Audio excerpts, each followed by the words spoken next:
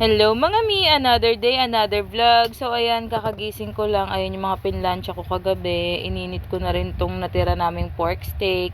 Dinamihan ko talaga yan para may pang-almusal yung mga bata kinabukasan. Dahil nga hindi na ako nakakapagluto ng mga anik-anik. At least ito ilalagay ko na lang to sa initan. Tas okay na, ininit ko rin yung kanin namin. 4:30 ng umaga nga pala ako nagigising mga mare. 4:35 ko ginigising sila Drake para kumain at maligo. Ayan, fast forward. Hahatid ko na si paring Dudoy. Mga 6:30 yan mga mare kasi 6:45 ang pasok nila sa school. Pagdating nga namin doon, ayan, nagkakagulo yung mga nanay. Yung ibang magulang kasi gusto nila pumasok kasama yung mga anak nila. Gusto nila ihatid sa room. Hindi na nga pwede dahil napag-usapan na yun sa orientation na hanggang gate na lang ang magulang. Simula ngayong Monday. O ayan, umiiyak ang maring Jackie nyo. Ayaw humiwalay sa mama niya. Yung mga oras na yan mga mare, nakapasok na si paring Dudoy dun sa loob ng gate. Hindi ko na rin siya inantay kasi alam naman niya kung saan siya pipila.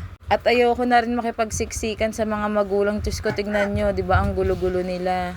Inabutan nga pala ako ng ulan mga mare, kaya ayan, pag uwi ko naligo na rin agad ako.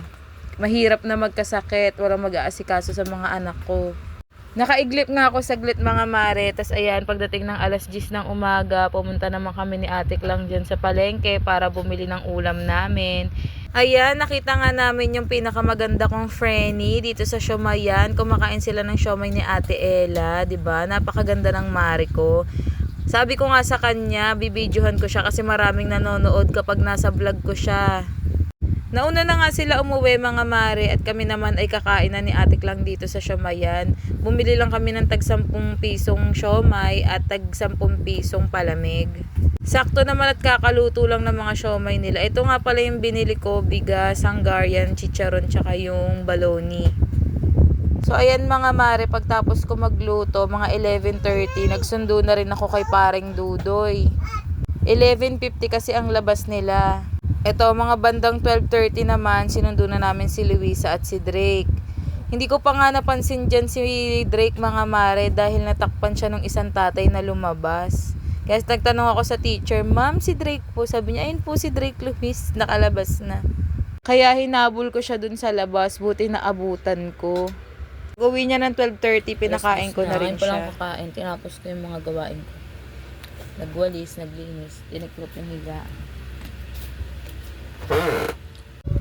So ayan, pagtapos ko naman kumain, ito, chinek ko naman yung mga notebook nila, tinignan ko kung may mga assignment sila. Ito, may nakita ako kay paring Dudoy, math at GMRC dapat yan, pero isa lang kasi yung nailagay ni ma'am sa bag niya, baka nakalimutan or nilipad dun sa room nila. Kaya yung math lang yun ang sagutan namin. Ayan, nag-start na ako maggupit para ididikit na lang niya sa notebook yung mga sagot niya. Ayan nga mga mare, pagtas nila gumawa ng assignment, ayan, nakatulog sila. Alas 5 na rin nga sila nagising dyan mga mare. Ito, paggising nila, pinaligo ko na rin sila at ito, magluluto na rin kami ng hapunan, nakapagsaing na rin kami. Ito ngang maring Chantal nyo, tignan nyo, namimili. Gusto daw niya skinless. Ang gusto ng mga kuya niya yung hotdog.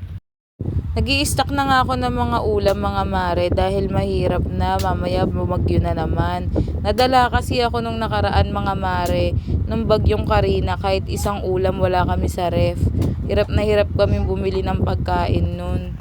At buti na lang din nung bagyong Karina, may mga mabubuting tao na tumulong sa amin at di kami nakalimutan. Maraming salamat po sa inyo at lagi nyo po kaming naaalala. Thank you po. At para na rin pag naubusan kami ng cash, ayan, may mahuhugot kaming ulam sa ref.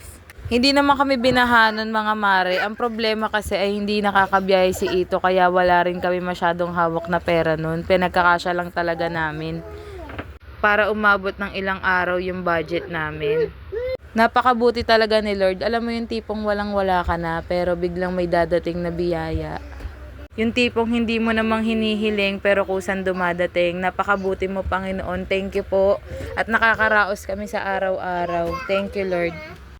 Yun lang mga mi. Pa-like and share. Thank you.